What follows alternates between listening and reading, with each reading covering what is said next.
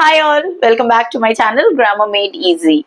Prepositional phrases இதனுடைய அர்த்தங்கள் புரியாம அதை எங்க யூஸ் பண்றதுன்னு தெரியாம நம்மள பல பேர் இருப்போம். அதை ஈஸியா கத்துக்கலாம்.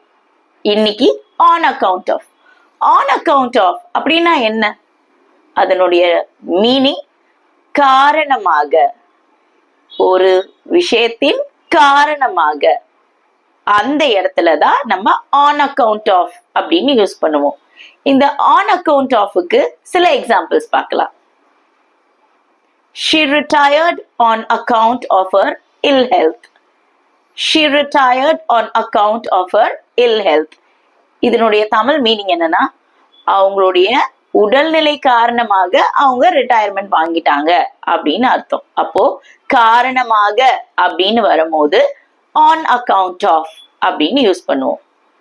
School declared holiday on account of Diwali. தீபாவளியின் காரணமாக ஸ்கூல் லீவ் டிக்ளேர் பண்ணாங்க அப்படின்னு அர்த்தம். இது மாதிரி காரணமாக அப்படின்னு வரும்போது இந்த prepositional phrase தான் யூஸ் பண்ணுவோம். on account of. On account of. Thank you.